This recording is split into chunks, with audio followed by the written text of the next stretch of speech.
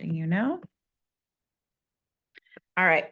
So before I talk about today's objectives, I want to mention at the end of tonight's lesson, I will walk you through how to do the lab. And this is the first lab. This is the biggest of the labs that you're doing. Of the 5 labs that we have, this one is the biggest. And you'll be able to use the data from this first lab for future labs, almost every lab in the future. I think there's only one that it doesn't work for. So if you get the right kind of data for this lab, you'll be fine. Except for, I think it's lab 3 and your final project, you'll be set for your data for all of that. So that's a good thing. I don't know, I had something else, but it's gone. I'm sure it'll come back later. So we're going to finish up section 2.1 today. The only thing we need to do to finish up section 2.1 is talk about pie charts. I don't know why I don't include that on the Tuesday lesson. It just isn't there. And I can't really tell you why I just only do pie charts from section 2 on this lesson. So we're going to construct pie charts, and then we're going to move on to section 2.2. We're going to talk about how to organize discrete data. We're going to talk about histograms with discrete and continuous data. And then we're going to do stem and leaf plots and look at the shapes of the distribution. The lesson itself probably won't take very long. There's not really much math happening, very small amount. Your fancy calculator that is required for this class, you won't need it until next week. I mean, you might need it for like basic calculations, but not the fancy buttons. We'll start using fancy buttons next week. And so you will want to get one of these. If you haven't purchased one, I don't know how many they have, but I know that you can, they have a limited amount, but you can rent them from the library for the whole term. And it's like 20 bucks or something. I'm not sure. And if one of you has rented it, if you could tell me the actual price, that'd be cool.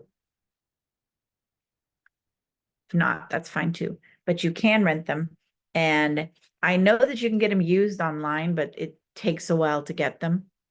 Okay, someone said $10. It was 10 bucks cash to rent it. Cool. Thank you, Quentin. So 10 bucks cash to rent it. So thank you, Clemencia and Quentin. So 10 bucks and you get it for the term. This is a $160 calculator. So renting it for 10 bucks is pretty cool. Now, if you're going on to take other higher level math, so if you're taking math 244, I'm sorry, we're going to use that 10 for a burger. You can earn more money. You don't need that burger anyway. Bake some strawberry muffins. So you can, if you're going to take further later math, so if you're going to take math 244, or you're going to go on to math 111, math 112, take calculus, all the fun math. If you're going to move on to take all the other fun math, you'll want to buy one of these. You'll want to invest in one of them. Yeah, the TI-83 works as well. It's not quite as fancy and not quite as easy, but it works just fine. I made it all the way to calculus before I bought it anything more than a TI-83.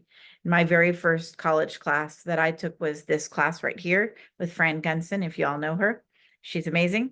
Anyway, yeah, TI-89, if you have that one, you're going to have to do a little bit of Googling. Google's going to be your friend because some of the things are the same, but some of them are weird.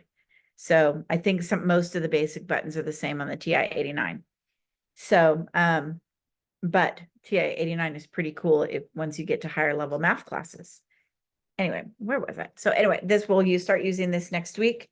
There is a calculator app that you can download, but it doesn't have all of the functionality and you can't use your phone on the test.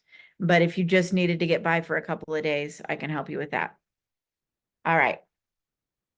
Yeah, I use TI-84 on the class, and I also have an emulator that I use on my screen.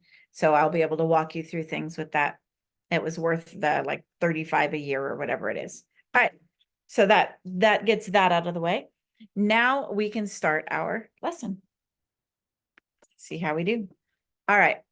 So here's some data. This is this data represents the marital status in millions of U.S. residents 18 years of age or older in 1990 and 2006. So take a look here. I have two different sets of data. I told you it's been a long week, and side by side. And so we can compare them. A really great way to compare them is with a side by side relative frequency bar graph. So remember, the relative frequency graph is when we took I would take the number of people, well, that's not a pen, the number of people that were married, and I would divide it by the total number that I counted. And it's a great way that if I had different sample sizes for both of these, which it looks like you did, if I have different sample sizes, it brings it down to the percent or the proportion of people that were married as opposed to the numbers. So I created a relative frequency bar graph, and I'm gonna put them side by side. So real quick here, calculating relative frequency. Uh-oh, what happened? So I already said it, never mind. Let's move on. So the 1990 is the lighter blue, and I don't know why they're not the same color. Let's pretend that is the exact same color as that light blue. So the lighter blue is the 1990, and the darker blue is 2006. You can use this kind of a bar graph if you're comparing two different populations. So my two populations are people in 1990 and people in 2006, and I'm comparing those. So you can easily see those differences. So for example, looking at married people, it looks like this is probably about 62%-ish, maybe. And then this is probably about 58%, give or take a little bit. And you can see those differences. These nice, pretty bar graphs.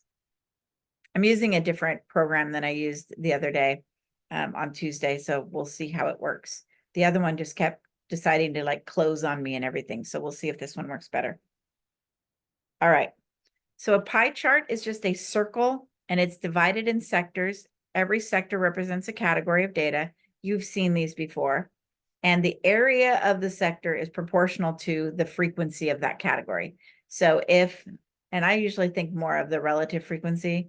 So if like married was 58% of my data, then 58% of my pie chart would be shaded the color that corresponds with married. I am not going to ask you to do one of these by hand, though it's fun. I'm not going to ask you to do it. We are only going to do it in Excel. And you're going to be reading some of them on your homework. You'll be reading some of those pie charts. Okay, so once again, here's our data. This is for the 2006, and I'm going to make a pie chart that shows the 2006 data. Here it is right here. The pie charts, I like it best when they have percents on them. I highly recommend whenever you do pie charts to put the percents on there. It's not as meaningful without the percent, because you're saying, oh yeah, I can tell that that's more than half, but we don't know the exact percent. So putting those on there is really, really helpful. And so this is a nice pretty bar graph. It tells you at the bottom how you would create it by hand. I'm never ask you to do that. So this right here is necessary when you make your pie chart on Excel. You want to have the key there. You have to have a title. Every single chart, graph, table, anything you do has to have a title. So make sure you don't lose those titles. Right. Questions about side-by-side bar graphs or pie charts? All righty then. So I'm going to create did I move on? I have a question. Okay. Are you gonna help us with Excel? I'm a little unfamiliar with it, so. Yep, that's why I'm going to walk you through that at the end. Okay, great. Thank you. Yeah, I will show you everything I do, and hopefully you'll be able to pick it up pretty quickly. Awesome. I thought that the CS 120 was a prereq for this class, but I don't think they're doing that anymore. It used to be. They must have changed that, but it's okay. I have taken a computer class, and but it's one of those more difficult things for me. Excel hasn't really started. I'll walk you through everything that we do on Excel, so no worries. Okay, good. Thank you. You're welcome. All right. So we're going to construct frequency and relative frequency distribution from discrete data. We've done this before. I'm just gonna do this really quickly because I think before we used categorical data. So it's basically the same thing. So it's basically the same thing, but instead of writing the words on the bottom, we're going to use the numbers, you'll see. So we took a random sample of 50 households, and all we did was we wrote down the number of available cars the household has. And this is my raw data. Remember, raw data is data that has not been cooked yet. They don't teach Excel in that class anymore? Wow. I thought that it was like a lot of Excel. To me, that seems to be most useful. Sorry, I'm reading the comment. They did teach us Excel, but I don't remember pie charts or anything like that. Not a problem at all. I'm gonna pretend as if you've never used Excel before and walk you through it. And then that way I'll capture those who haven't used it before. And even those, if you know how to do it and you're like, I don't need you, you don't have to listen. So I pretend as if you've never seen Excel before except for hopefully you know how to open it up and find it on your computer. I can't help you with that. All right.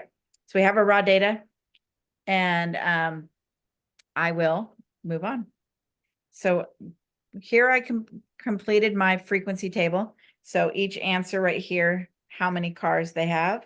And then I have my tally marks. You don't have to do tally marks, just showing you can.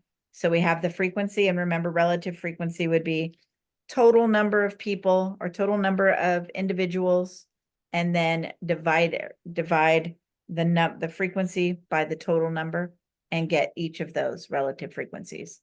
We've done this before. And as I stated in the last one, the cumulative relative frequency would be as if I added it up as I went. So this would 0.08. This would be cumulative relative frequency, sorry, excuse my handwriting. Okay, so that would be 0.08, and then I would add those two together. So I would be at 0.34. Then we would add the next one. This would be 0.78. So they add them up as they go along. And then at the very end, you're going to have, so this would be 0.92, 0.98, and then this would be 100 or 100%. So cumulative relative frequency just adds them up as you go along. So then I could ask you the question. Gotcha, Quentin. Okay, so if I asked you the question, what proportion of people have 2 or fewer cars? I could just look on this cumulative relative frequency right here and see it 0.78. So it's already added up for me. That's what the purpose of the cumulative is for. And so it's kind of easier to ask those questions. And this is because you will have 1 or 2 questions that have a cumulative relative frequency table on them. All right, let's move on. Histogram. A histogram looks very, very much like a bar graph. There's just a couple of little differences. So one difference is, similarities, we draw rectangles. All of them are each the same width. Each rectangle represents a class or a category or a bin of the data. Excel uses the word bin, and so I use the word bins as much as possible so that it's in your head that class, category, and bin are all the same thing. The height of the rectangle is the frequency or relative frequency. That hasn't changed. This is the difference right here. The width of each rectangle is the same. The rectangles will touch each other. In Excel, you're not going to be able to make them exactly touch each other, but it's going to be super close. You'll have a little super thin line in between them most of the time. Sometimes it works fine and it makes it look like all smushed together, but most of the time you just get like this little line between them. It doesn't matter. So basically they're touching each other. That is the difference in the look of a histogram as opposed to a bar graph. We generally don't use histograms for categorical data. And most of the times we'll use a bar graph for discrete, but sometimes we can use it for, we'll use a histogram. So occasionally histogram for discrete, but never for categorical. And we almost always use a histogram for continuous data. You'll see. We'll get there. All right. Once again, this is the number of cars per household. Nice and pretty. Same thing we already did. We have the relative frequency. We have our frequency. We have our number of cars. So here is what the histogram would look like. So the histogram, my bars are touching each other. Remember, you have to have a title. You have to have labels on your axes. And then each of the discrete values is in the center of each of the bars. Now, when you're doing this with Excel, you're not going to have a whole lot of control of where the things underneath land. So I'm not going to be grading you harshly if it's not exactly in the center or if Excel does something funky. So I'm just letting you know that. But when you see these on your homework, you're going to see like this bar right here is all of the people that have 0 cars available to them. This one is all the people who have 1 car. So it looks just like a bar graph, but my bars are touching each other. So that's a histogram. Histograms are mostly useful with continuous data, and I'll show you that in a couple of minutes. Questions yet?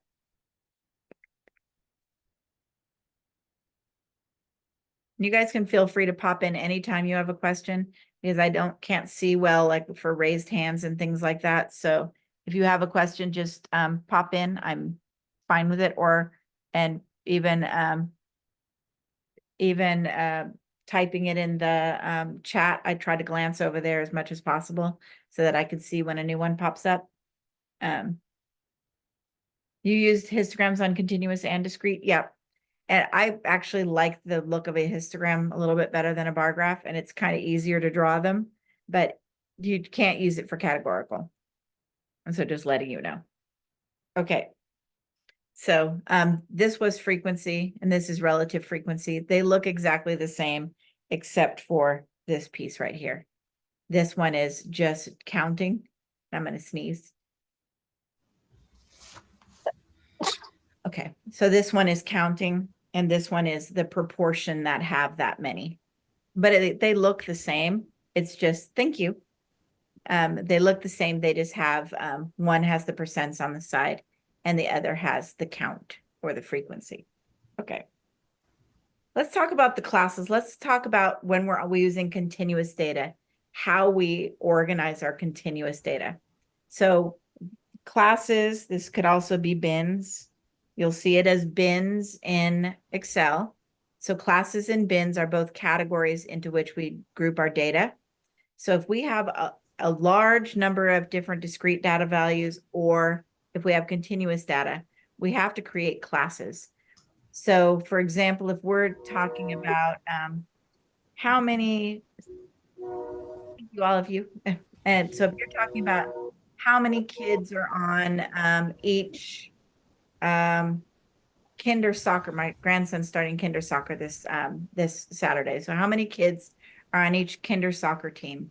So that could range anywhere from 5 kids on one team, or maybe there's a team that has 20 kids and they just rotate them in, and anywhere in between. You're not going to want to have 20 different bins. So you might break it down so that 2 or 3 values are in each bin.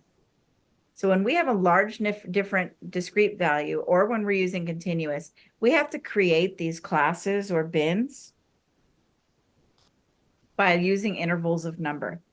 Now, each of our bins or our classes has to be the same width. So if I decide that it's going to be 3 in each bin, I'd have 5, 6, 7 in the first bin, and then 8, 9, 10 in the second bin, 11, 12, 13 in the third bin. So you're going to have, each of them is going to be the same size. You can't decide there's 4 in this one, there's 3 in this one, there's 12 in this one. They have to be the same size. Woo. I just dropped my pen, sorry. Okay. So this represents the number of persons aged 25 to 64. I think persons is such a weird word. Sorry. They're currently work disabled. So notice here, I have age 25 to 34, 35 to 44, 45 to 54. Each one of these is the same size. And then I counted how many in my sample were in each of those ranges. Our lower class limit is the smallest value within the class. So I have 25, 35, 45, and 55. Those are each my lower class limits. The upper class limit is the largest value within the class. So 34, 44, 54, and 64. Those are my larger class limit. So the class width, you would just subtract the lower class limits of two that are next to each other. So 35 minus 25 is 10. There's 10 in each of my classes. So that is just, I have 4 classes there. Generally, most of the time, we like to do more than 4. Most of the time, we like to do between like 5 to 12-ish bins, but this is just an example. It's fine. There's no hard and fast rule. You're going to learn this in stats. Statisticians don't deal in absolutes. So most of the time, there's not like this is the hard and fast rule. This is the way that we do that. This is written in stone. And then this is part of what makes it really difficult for somebody that has a super analytical mind to deal with, is that a lot of things are kind of wishy-washy. And it's really tough when things are wishy-washy. It's okay, Eddie. It's good to see you. All right. So right here, I have the time between eruptions in seconds for a random sampling of 45 eruptions of Old Faithful geyser in Wyoming. Yeah, Wyoming. Can't speak. So we're going to construct a frequency and relative frequency distribution, and then we're going to create I think we're creating a histogram of this. Pretty sure we are. We might not be. Sometimes I'm wrong. So my smallest data value is 672. Usually what I do, and here's these are Kleist words, not math words. I look for a nice, pretty number that is just below or at my smallest data value. I don't want to start my lowest bin at 672 just because I think that's a weird number to start at. So I'm going to start it at 670. And I want a width of 10. So I'm going to be 670 to 679. Then I'm going to do 680 to 689. Doing it this way, my 738 is captured in here, and my 672 is captured in there. I think our book calls them convenient numbers. You find a convenient number just below the lowest value. It's just to make it pretty. I mean, I very well could have done 672 to 681 and then 682 to 691. I could have done that, but those aren't pretty numbers and I just don't like them. I'm not going to do it. So we just like to use pretty numbers when we can. All right. So now I'm tallying them. So I counted how many were in each one. Aren't you glad I didn't make you count them? So I counted how many are in each one. Yes. And I created a frequency and a relative frequency. And sorry, my Y went down there. I don't know why. On my PowerPoint, I don't think the Y was down there. Maybe it was, but anyway. So I created that and how many are going to be in each bin. That way, when I create my histogram, it's all nice and pretty. So take a look here. I have this one that is empty. It is okay to have one that is empty. It's even okay to maybe have 2. We try to make our bins wide enough so that we don't have too many empty ones, but narrow enough that our data is meaningful. So if I would have put this into just 3 big bins, it's not going to be as meaningful because they're all going to be squished together. But having them in this many, 1, 2, 3, 4, 5, 7 bins, it's going to be more meaningful. It's going to be a better histogram. Take a look what happens when I make them 5 instead of 10. So when I make them 5, I have these 3 three in a row or three together that are empty. That's not going to make a pretty histogram. And a lot of it is about how things look. And we want to make sure that we have a somewhat pretty histogram. We don't want this big empty spot in the middle of our histogram. Some of it is about being visually appealing. So going with the 10 is better than going with the 5. See, I guess I don't have the histogram of that, but you can kind of see. I'm going to have this big empty spot, so it'd just be a flat spot in my histogram. Okay. Now, I'm going to tell you that the textbook's method for determining your, the textbook's method for,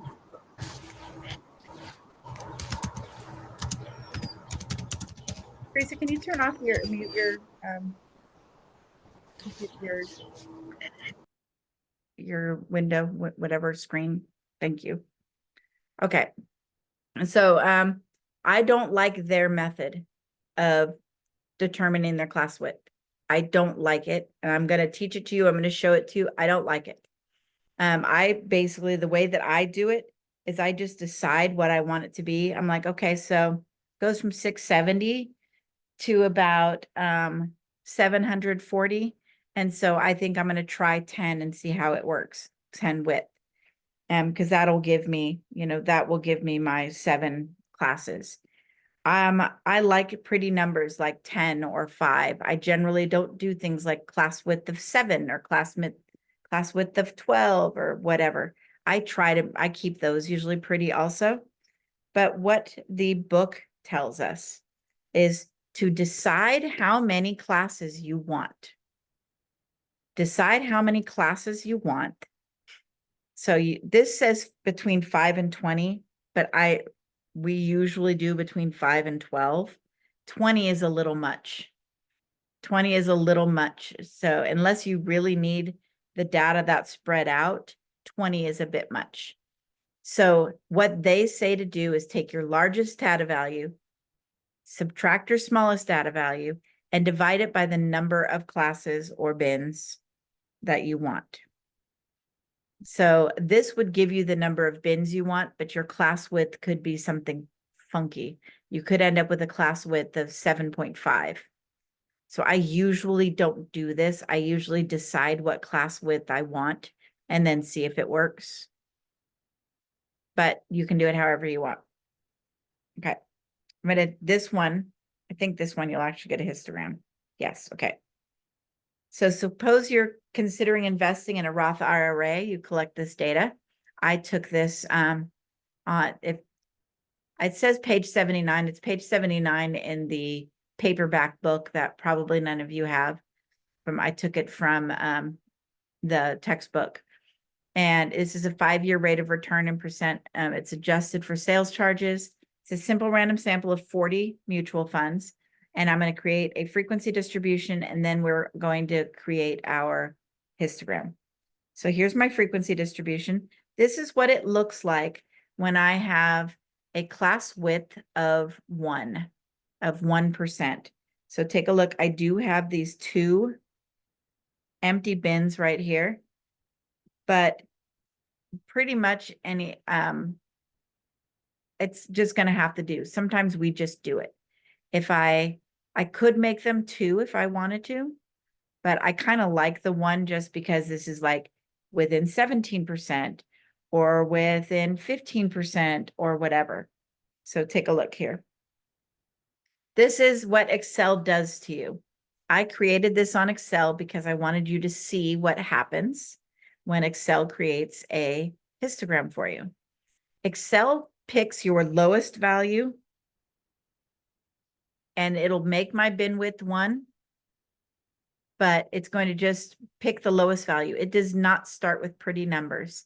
I'm going to show you how to make Excel give you pretty numbers when we do our lab, but it's kind of tricking the system and probably not completely above board, but I'm going to show you anyway. So anyway, I don't know why I don't have a pretty histogram for you. I think what I'm going to do is I'm going to jump over to My Open Math because they have some pretty histograms. Why is this doing this to me? So I'm going to jump over to My Open Math so you can see a pretty histogram. I probably can find one that is continuous to show you. Or I might just have to sketch one and it's going to be super ugly. But you know what? And My Open Math's not even opening for me. All right, I'm going to sketch one.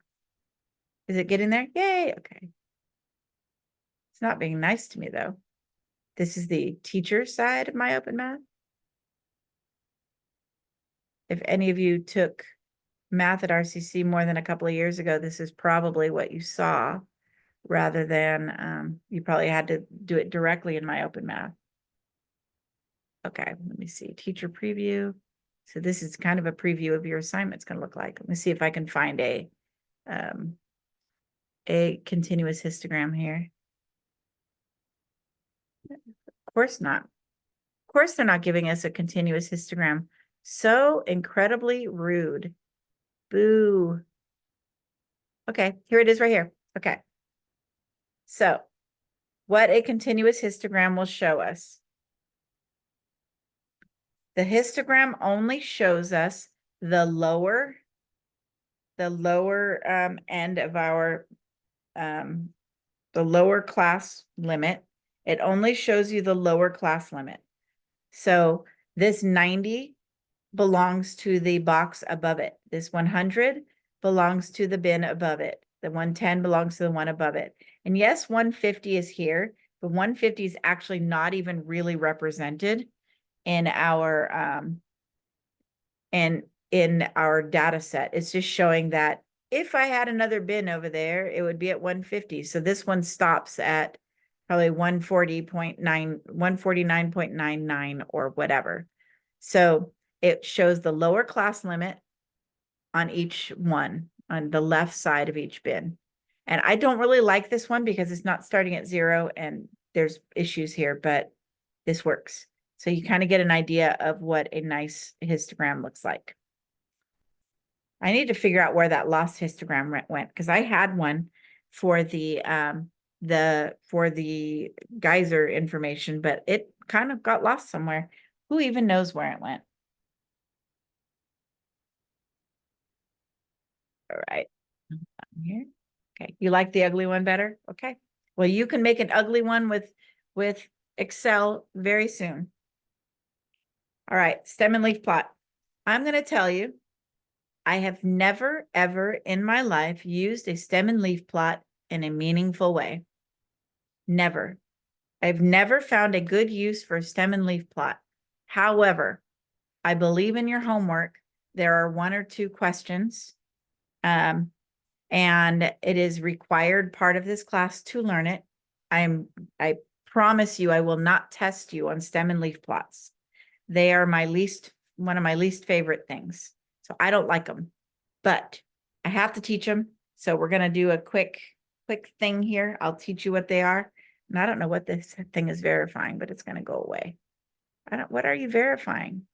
Who even knows? Go away. Don't verify me. Okay.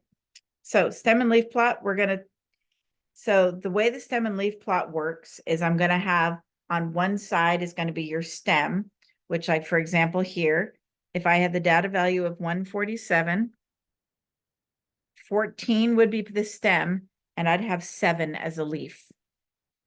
And that was really ugly circling and all that, but 14 would be my stem and 7 would be my leaf. If I had a value like 6.8, 6 would be my stem, the 8 would be my leaf. So it's verifying, yes, it's verifying the uselessness. I agree. So the stem is going to, if we are doing decimals, as I said, the stem would represent the integer portion and the number and the leaf, the decimal would be the leaf portion. So we're going to look at the geyser. I took these and it's probably not on the PowerPoint that I uploaded.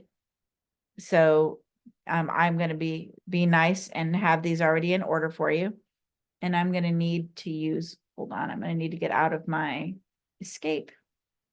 I need to get out of this and get into my PowerPoint so that I can, why isn't it looking? Okay, so that I can look at the data as I create the stem and leaf plot. So most of the time, you're not going to have your data in pretty order like this, but it's a good idea to do that.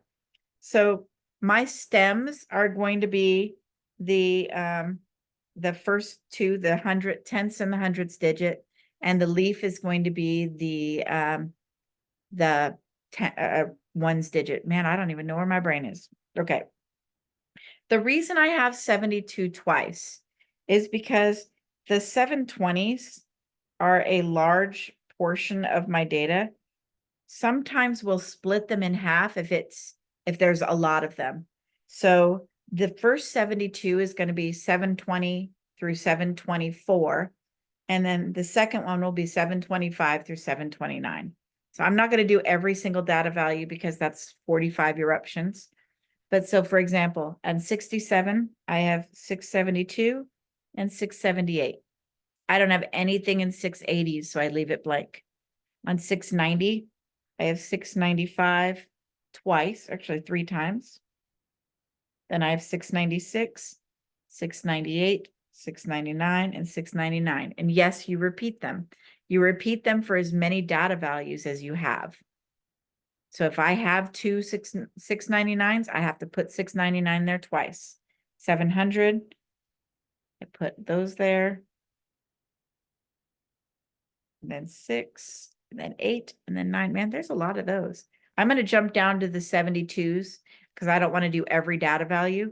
So 720s, I would put 720, 721, 722s, 723s. I would go up to 724, which I don't have.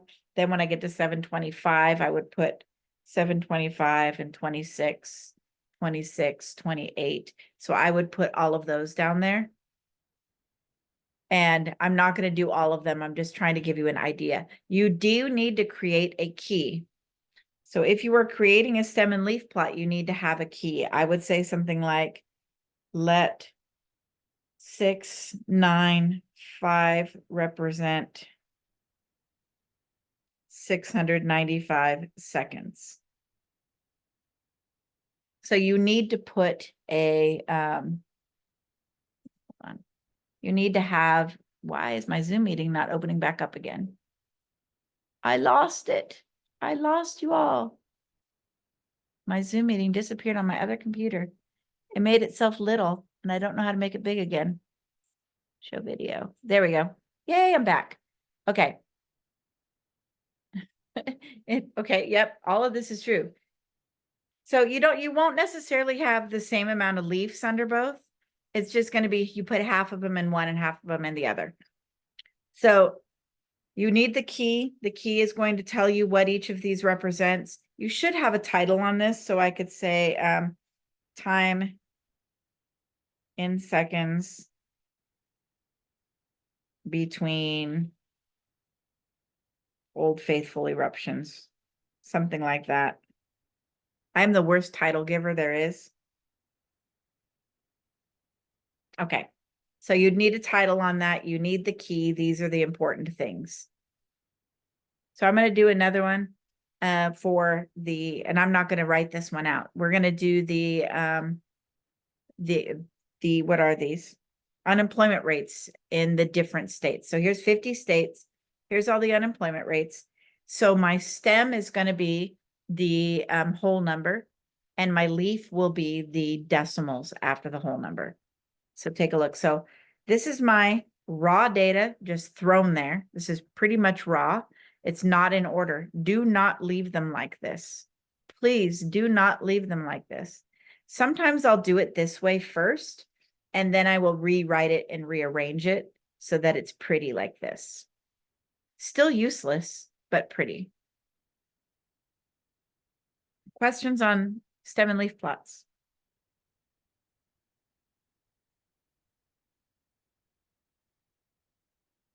All right, you've now learned them. Now we can forget we learned them until you get a question about it. But as I said, you will not get a test question on it. There's not a quiz question on it. What's the point behind them? That's a really good question. When will you see these for the last time? I think there might be a question or two in the 2.2 homework, and then you'll never see them again. So, well, unless you take another stats class. So, but I'm just letting you know, I have not yet found a use for them. If somebody finds a good use for them, post it in the discussions, and that could be your discussion point for the week. But I'm sure there's somebody out there that uses them and thinks that they're really amazing. So I'm just not a fan. And I wish that I could hide my disdain, but I cannot. But alas, I cannot. Okay, let's move on. Let's get rid of these. Pretend we didn't see them for the rest of the class period. Boom.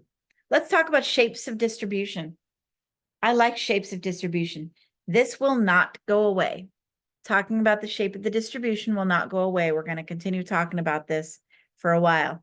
Then this is a pretty easy thing to, an easy thing to grasp. And this is the last thing we're talking about before the lab. So we got this.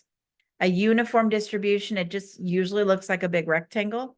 It is also symmetric, but it is uniform. So all of the frequency of each variable is evenly spread out across the values, and it looks like this. Now, there are times, I'm going to see if, whoops, see, I'm sorry, you saw it again. There are times when the, it'll look like one of them might be a little bit higher, or like maybe there's a couple of them that are a little bit higher, or one slightly lower, but they're really close to even. We would still basically call that a uniform distribution. So we're really big on saying things are like approximately uniform. And so it looks basically uniform, and that's okay. We use adverbs: approximately uniform, mostly uniform, basically uniform, generally uniform. So just choose an adverb and throw it at it. Next we have, this is our favorite. This one is bell-shaped, and it is also symmetric. Your highest frequency occurs in the middle, and then they trail off to left and right. So this is our favorite. This is the one we always look for. This is the one we're happy with. Bell-shaped is also called normal, and we like it. And it's called bell-shaped because I can draw a nice, pretty bell over the top, and it doesn't have to be perfect. Once again, we don't deal in absolutes. So it's okay if it's not perfect. It's just going to look somewhat pretty. The tails look basically symmetric.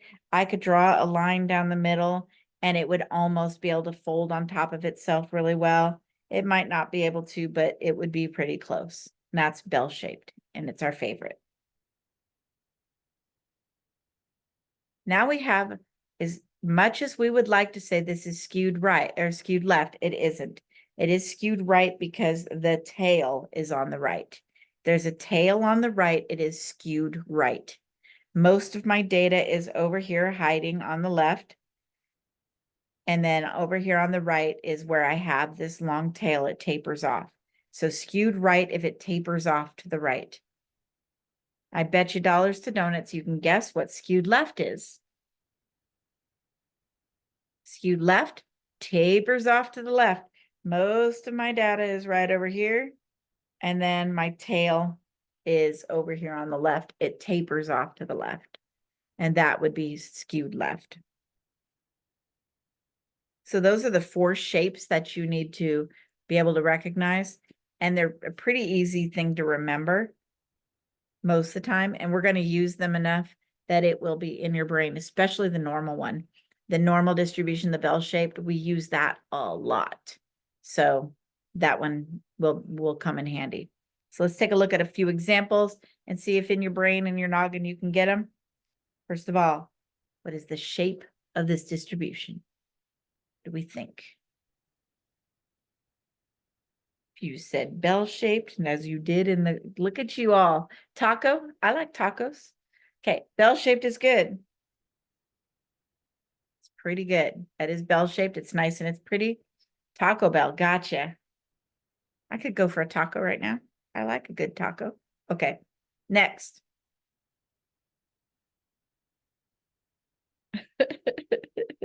What do we got right here? Skewed right. Woo, good job. It is skewed right because our tail is over here to the right. We have this tapering down to the right. Good job. Yeah, Taco Bell is not good taco, but you know, if you're desperate for a taco and you don't have the stuff to make it yourself, Taco Bell is good in a pinch. That's so funny. I love it. I love that you guys are enjoying yourself. Okay. What about this shape? Shape of this distribution. What do we got?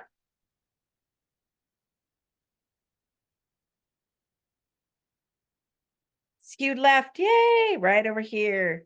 So right, the tail is tapering off to the left, therefore it's skewed left. Good job. I bet you can guess without me even showing you what the next one is. Right here. Uniform distribution. Great job. You got all of them. If you knew what all of those were without look pretty much uniform. I like it. Without looking in the chat, if you knew what they all were, pat yourself on the back, give yourself a gold star. You got this. Okay. That is all of my slides. So that is all of my slides. My daughter says slay all the time. Okay, sorry. My grandson said, "Mommy, what does slay mean?" And she said, "Slay means I love you." So now he always tells his mom slay every time he wants to say I love you. It's really cute. He's 4. He's got these dimples like you wouldn't believe. You can't say no to him. He's got these adorable dimples. I can't say no. He always ends up with like toys and things because he's just too cute. Actually, they all are, but when you have 7, almost 8 grandchildren, it gets really expensive when they're cute. So anyway, we're going to do the lab next. I'm going to pull this up right here, and then we're going to talk about Excel and all that jazz. So this is my Excel. This is where I'm going to do the lab. And so for the lab, I said this Tuesday, but it bears repeating, obviously. You're going to need at least 20 data values that are categorical. So remember, categorical are things that are words or they're numbers that you don't do math with. You're going to need at least 20 variables that are continuous, and you need at least 20 variables that are discrete, or 20 data values that are discrete. In your lab instructions, the first tab, I don't know why it's not working. It says that you need, mine says 20, but I think yours says 50. Ignore that. Basically, the 20 is a reward for people who actually watch the instructional video or come to class. It is a nice, basic, beautiful reward for you. So you are rewarded by listening to the video or coming to class. Okay, you have a question? Okay, I can wait. I'm going to give people examples. You want to see who does 50? There's always a couple of them. Okay, go ahead and type, Quentin. I'm going to talk about ideas for categorical data.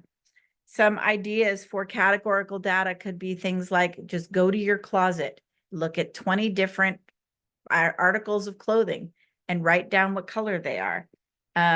If you are somebody who's into fiber arts, you can look at your balls of like wool or yarn. Too many international pages. You can look at, skeins of yarn and say what color 20 of them are. You can look at embroidery thread and look at 20 colors. That's a great excuse to buy a bag of M&Ms or Skittles. You could say this is for research. Or you can even go to Jelly Bellies. My daughter bought me a pound of buttered popcorn Jelly Bellies for my birthday because those are my favorite. So I'm really happy there, but don't buy just one flavor. So if there are 20 instances of pulling rarities, common, uncommon, rare, yeah, that would be great. Yeah, you could even do how about Pokemon cards? 20 different Pokemon cards. That could work. You don't have Jelly Bellies in Virginia? Is that what you just said? What? What the heck? Friend's hair color works. Zip codes, yeah, because you're not going to, but the thing is you don't really want 20 different zip codes. You can because what you're going to want to do is you really want more than one of each thing. So maybe you can talk 20 of your Facebook friends and what their zip codes are, because you're going to want to bunch them together. So spend $80 for an assignment. Color of your plants in your multiple different gardens. I love that. That's beautiful. Okay. So you can do zip codes for discrete, or you can do that for no discrete, though, but we don't really do math with it. So I don't know that I would use zip codes for discrete because you don't really do math with those numbers. So zip codes, in my opinion, are more categorical than discrete. It just, that seems to me, that my opinion. So I have my favorite color of my 20 imaginary friends, and I have them right here.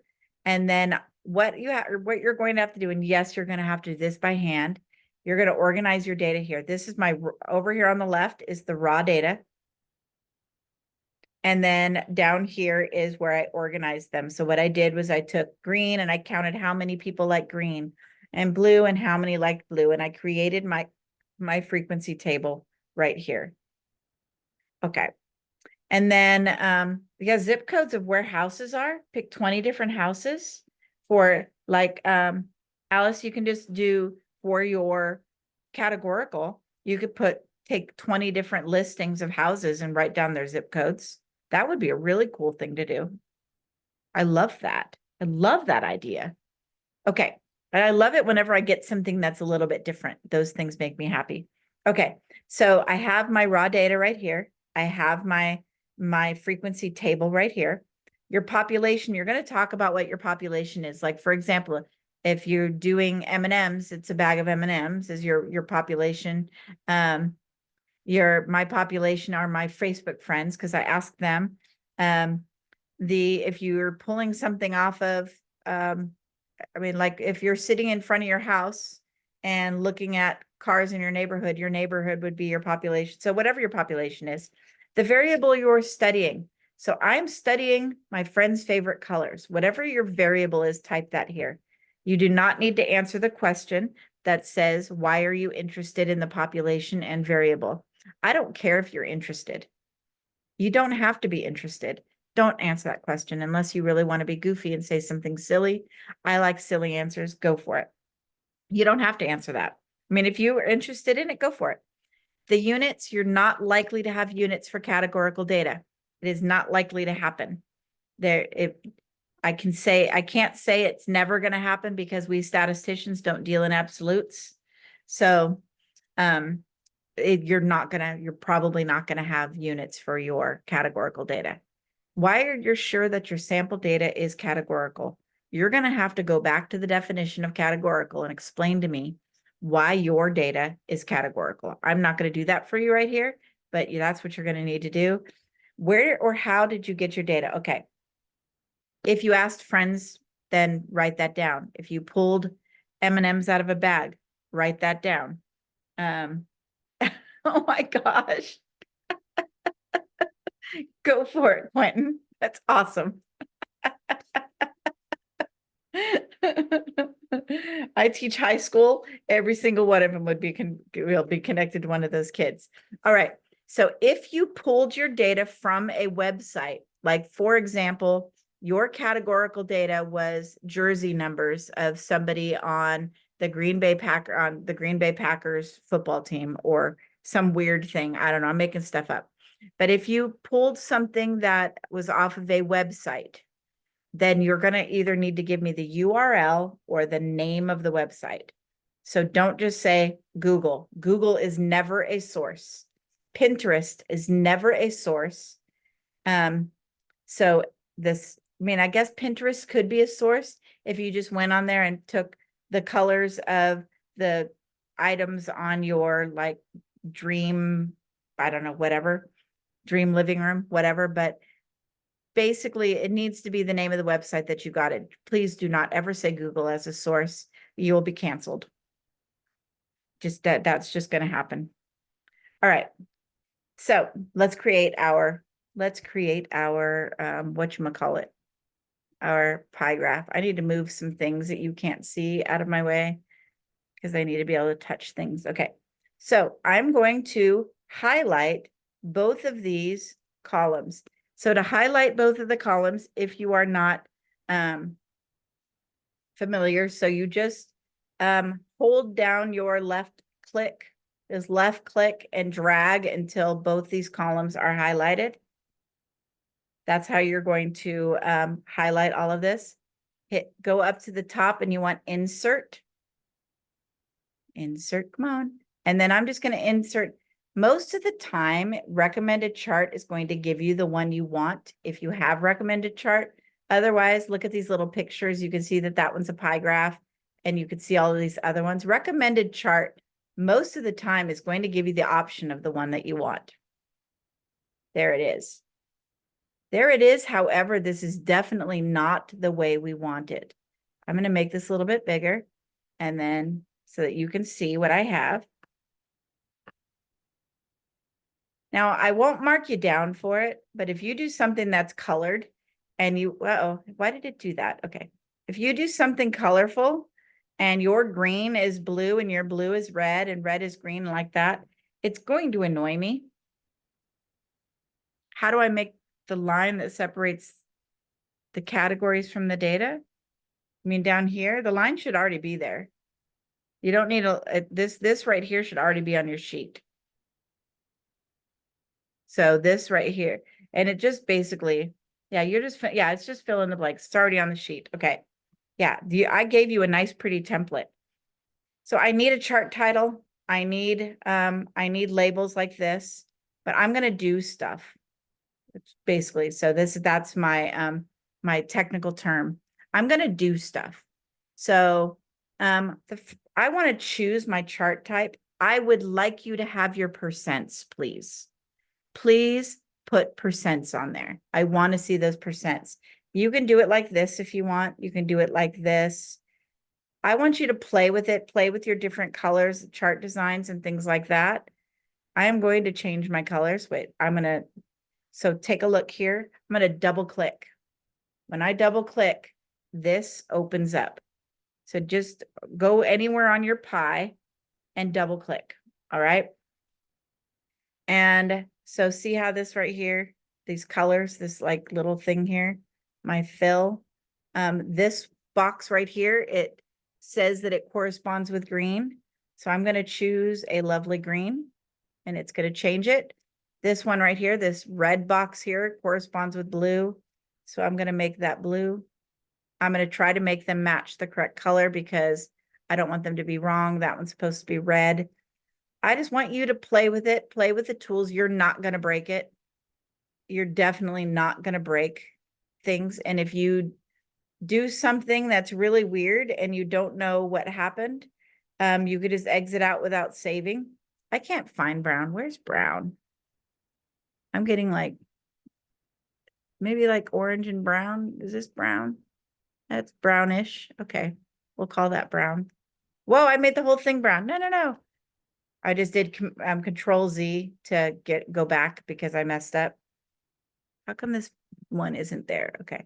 Anyway, so you see what I'm doing here. You're seeing I'm doing all this stuff and making these, trying to make these pretty. That one's supposed to be purple. See, now I'm invested. Okay. Are all my colors right now? My colors are right now. All right. And then you need a chart title.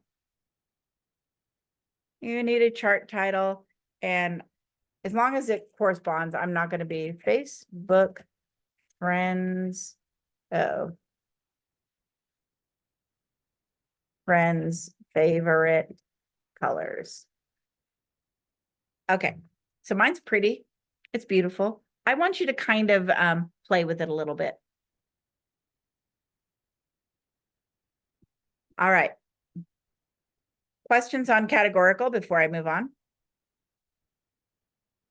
I took longer on that than I intended, but I was having fun.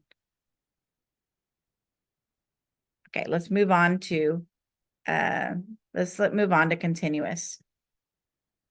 My continuous data set, I got a little ambitious and I have like over 100 data values. Continuous rainfall is always really good. How tall something is usually pretty good. But I want to warn you, if you're doing the height of people, 5'9" is not 5.9. You would have to convert the 9 inches into feet or convert the whole thing into inches. So for 5 foot 9 inches, just call them 69 inches. Don't do 5.9 because that's not the same thing. So be careful with that. But you can definitely say that somebody's, say 62 inches or things like that. You can do temperature for 20 days or rainfall for 20 days, or you can pick 20 different countries and do the annual average rainfall. Something like that's pretty cool. Whatever you want to do there. If you want to do rainfall, the continuous data you are going to use for 3 future labs. So, make sure that you choose something that you're willing to look at 3 more times. But rainfall's a really good one. I'm not going to be upset if every single person chose rainfall or something. It's not going to break my heart. So just letting you know. Okay. So my population here, I took the magnitudes of earthquakes in a whole bunch of countries, like the highest magnitude they'd ever had, and did a whole bunch of those. And that's my variable. My population would be the countries of the world. That's my population. Mine doesn't have units because magnitude doesn't really have units, but almost every single continuous is going to have units, whether it's inches or feet or I don't know, whatever. It's seconds or whatever it is. Almost all continuous will have units. And once again, look at the definition of continuous to determine what the units are or why you know it's continuous and where did you get your data. I also don't care why you find it interesting unless you want to tell me, but you don't have to find it interesting. All right, this box up here, this intervals right here, Excel has changed the way that it does business. You don't have to do that box. Letting you know, you don't have to do that because Excel has changed the way they do things. So you don't need this in order to do your histogram anymore. So to make your histogram, highlight all of these. As I said before, you just hold left click and hold it down. And mine, I have way too many. See, I told you, look at this. Way down here to 140. I have way too many. That's my histogram. I highlighted them all. You click on insert. And then recommended charts should get you the histogram. So notice it's right down here. There's the histogram. And it's pretty, kind of, sort of pretty. It's just blue, which we can change that if we want to. I'm going to make it a little bit bigger so I can see it. There's some things missing that you have to have. I have to have titles. Don't add anything to your histogram until after you choose what you like. So I'm going to choose this. Nope, I don't want that. I'm going to choose a different color scheme. I don't want orange either. I'm just going to, there we go. Purples are good. So after you choose this style of histogram you like, this is when you can add things. I need to add axis titles. So take a look, top left up here, add chart element. So I'm going to add axis titles. So I want a primary horizontal. Then I'm going to go back there again, and I want a primary vertical because I need to state that this is the magnitude. This is magnitude. I didn't mean to double click. Just happened. Get rid of this. Bam. This is magnitude. And then over here, your vertical axis is definitely going to be, I did it again, is definitely going to be frequency. Then your chart title. And then I would say maximum earthquake magnitude per country. Something like that. Uh-oh, that's really ugly. Do not follow my lead and make that ugly. All right. So there we go. Yeah, the directions are on the Excel page, but they're not as helpful. Maybe after watching me, then reading it on the Excel page is going to be fine. And there's also a recorded video already that I've made as well. So there should be hopefully plenty of places that you can get helpful. So I'm going to double click on just one of these bars. So this is going to open up so that I can create my own bin width or bin numbers. So take a look. So all I did was double click on one of the bars. That's all I did. And then on bins, I can choose a bin width or number of bins. I can choose either of those things. If you like the way it does it auto, like right here, this would be perfectly fine. Because remember, we want between 5 and 12 bins. So I have 1, 2, 3, 4, 5, 6, 7. 7 is a beautiful number. I like 7. 7 is great. But I'm going to show you how to change this. So I double clicked on this. Maybe I did. Maybe I didn't. Okay. Why is it not doing it now? Okay. Double click. Double click. I don't know what happened. I had it right the first time. Okay. I double clicked on it. And then for bins, I'm going to go with bin width. I want my bin width to be 0.5, just because that's what I want. Choose whatever bin width you want, or how many bins you want.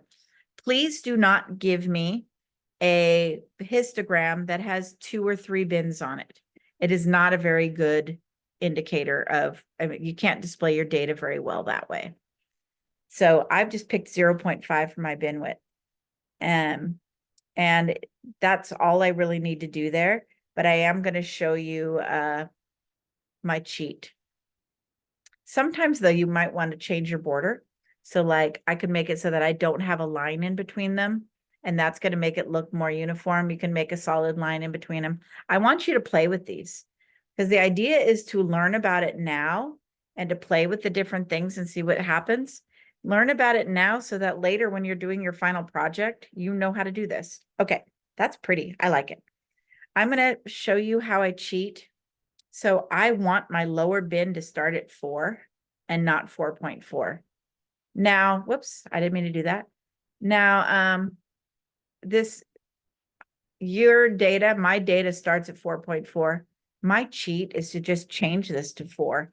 And I'm going to put a 4.4 over here next to it so that I know in my knower that the real number is 4.4. The bin width, you just choose what bin width you'd like, Coral.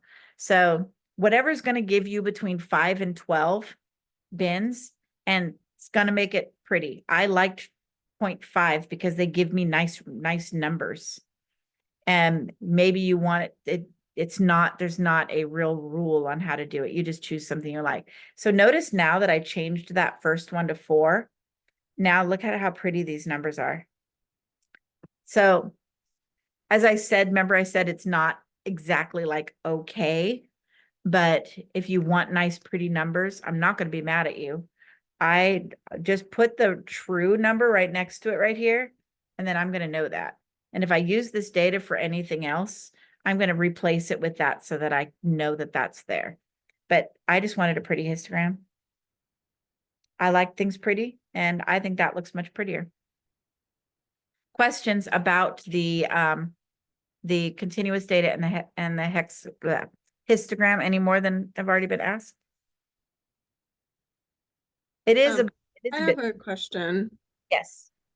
For the data points at the bottom, I Yes. guess I'm a little confused. Is there supposed to be a comma, or is it like 4 to 4.5, or is there Yeah. like 4 and then 4.5? Yeah, this is the way that Excel does it. Okay. They do 4 to 4.5. So technically the lower edge here is actually 4.5. So it basically goes 4 to 4.4999, and then the next one is technically 4.5 to 4.999 or whatever. So this is just the way Excel does it, and it's basically giving you the range of that bin. Okay.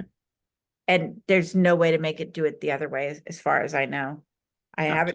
haven't played with it a whole lot, but I don't believe there's any way to make it be the way we really like histograms. But nobody's going to be mad at you. This is just the way it's done. That was a good question. Anyone else? Before we move on to discrete. Discrete's going to take 3 minutes. Okay. And make this smaller. Moving on. Okay, discrete data set. So my discrete data set is the fictional number of children my fictional friends have. So I just have a fictional friends. Please don't make, I mean, I'm not going to know if your friends are fictional or not. So you're not going to have a partial child. So that would be discrete. These are numbers that you could do math with, but they are like whole numbers. They're countable. They would not be continuous. My population, once again, would be my Facebook friends. You need to tell me how and where you got your data. You most likely won't have units, but you could have units. It's possible. If you have units, you have units. If you don't, you don't. Not a big deal. You don't have to tell me that you're interested in the data unless you really are and you want to share it, then feel free. You look at your definition of discrete and tell me why it's discrete. I'm not even going to be doing much of anything on here. Over here, I have my table. You don't really need a table. I mean, you probably do, but depending on what kind of graph you do. The third one, on the discrete, you create whatever kind of graph you want that displays the data well. So anything that displays the data well, what my goal here is for you to play with the options. So you can highlight it. You can highlight your data and then just go insert and just take a look at what's there. Take a look at what they have and just give me a graph that displays it well. You don't even have to use the suggested. I mean, I could do a nice scatter plot if I wanted to. It's nice, pretty scatter plot. You can do whatever you like, whatever displays your data. I don't even care if you decide to go back and use another histogram or a pie chart, if that's what works well for you. So I just want you, this is your place to kind of play. And just, you're not going to mess it up. And so that's just your spot to just play with things. All right. That is the end of the Lab 1 tutorial. Are there any questions? And we are still being recorded. So any questions for the good of the group? I have a quick question. Okay. I was just wondering, I noticed that tomorrow there's a extra credit video. What is that about? Though it's something embedded in the welcome video that I'm not going to tell you about unless you find it yourself. All right, perfect. Thank you. Pretty obvious. Those who have gotten the extra credit, it's pretty obvious if you see it. I specifically tell you it's for extra credit. The best graph for discrete, it depends on what your data is. I mean, a histogram or a bar graph is good. Sometimes a scatter plot, it depends on what your data is. Just play with it. See what you think. Whatever your heart tells you, right? Excel and your heart will tell you. And I don't know what just happened here, but my thing just went weird. So yep, whatever your heart tells you is the best graph for discrete. It's kind of like when you go to Target and Target tells you what you need, your data will tell you what graph it needs. And that's what happens when I go to Target. I go there and Target tells me what I'm supposed to buy. All right. I am real quick though. I'm going to pop over because I get this question every single term, even though my Windows all decided to shut down. It seems like Google does this all the time where they just decide, hey, by the way, I'm just going to update right now. Target tells you need Smart Pop and Lego. You always need Legos. Legos are so cool. I love it that 3 of my grandkids are currently into Legos, and it is so awesome. It is like the best thing ever. Okay. So I believe it's in 2.1.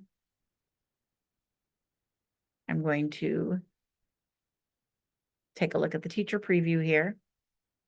And this one doesn't, oh, by the way, if you try to do this, this doesn't mean anything. You don't have to, it says to record your work neatly in your notebook. I don't care to see anything. Just check the little box, watch the video or don't watch the video, and then just check the little box. There's nothing you need to show me. Lego flowers are so pretty. Okay, sorry. Same thing with this one. Just check the little box. These are just little videos that are helpful. This is the question that I'm talking about. There's a couple of questions of this one right here. Wait. Okay. Right here is, so these questions, there's a few of them. These questions right here, they categorize their things into a pie chart. It says if she spent a total of $2,700 this month, how much did she spend in rent? All you're doing is looking at using your abilities to calculate percents.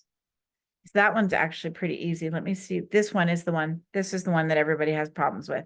They spent $1,100 on housing. Then what is their total budget? I'm going to actually go to a blank screen here so that I can walk through this with you.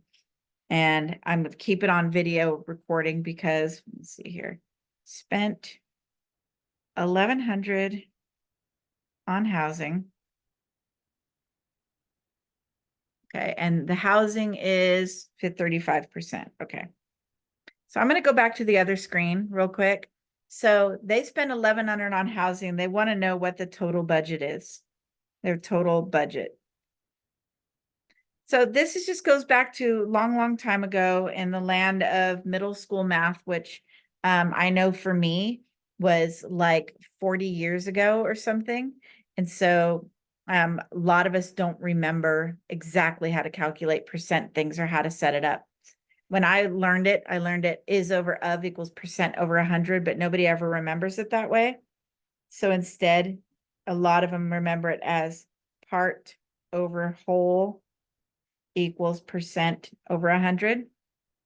Yes, exactly, Quentin. Quit being so smart. Go sit in the corner or something. So yes, you can just do it that way. I'm kidding.